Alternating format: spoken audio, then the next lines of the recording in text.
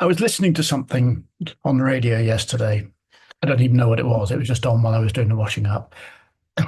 A conversation between a musician who also advocates for other musicians and a journalist who reports on cultural matters. And they were talking about something you quite possibly know more about than I do. Some musician who became very famous this year all of a sudden and has struggled with the fame and attention, did a social media post saying that she was struggling with it and that some of her fans were contributing to the struggle by, what they asked of her. And the musician was saying, the musician, she didn't aim to become a celebrity. She wanted to make her music. And the journalist was saying, well, that's what comes along with wanting to get your music heard. You've got to put up with the artist, the musician saying, I don't like the world as it is, and I want it to be different.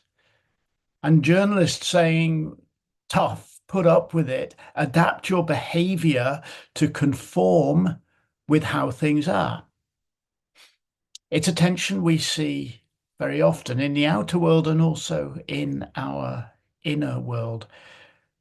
Do we try to fit in or do we try to change things? If we're living a certain kind of existence which is not fully satisfying, do we try to live it better, change our mindset so that we can still do the same old crappy job but somehow feel better about it? Or do we try to change our lives? Do we fit in with the stuff we hate in society and in our communities, or do we try to change them?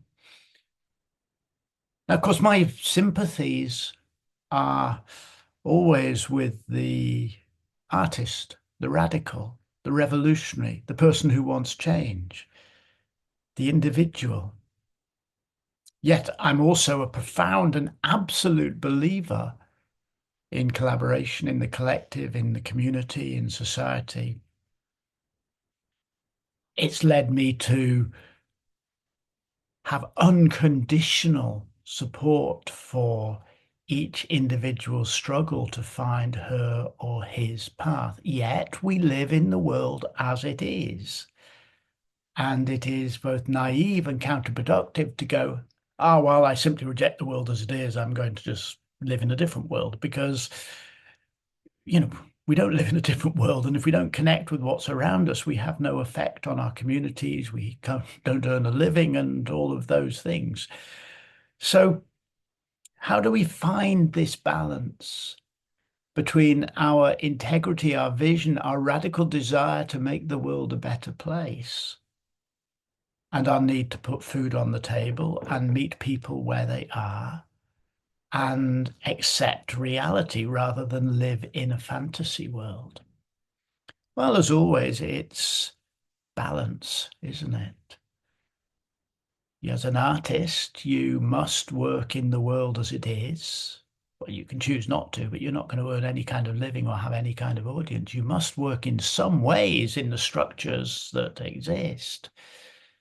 And yet, also, you imagine new structures, or you're part of imagining new structures into existence. That's what artists do. If we didn't do that, the world would never change. Artists and philosophers and thinkers, we change the world by imagining better.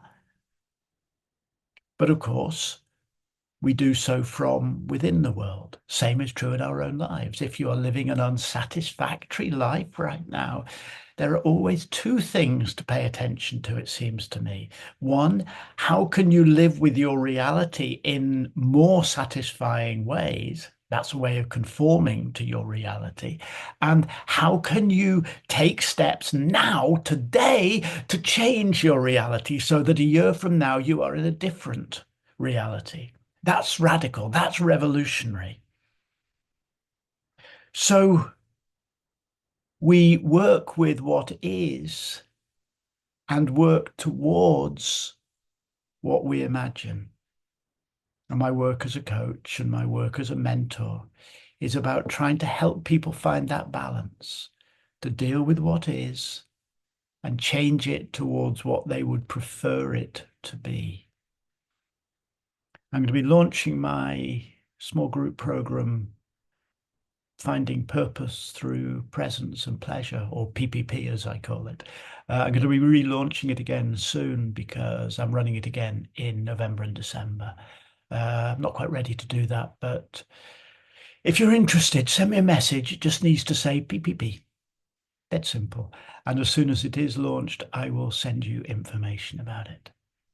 However you get through the day, always be aware that there's no point in fighting what is, but there's not really that much point in passively accepting what is.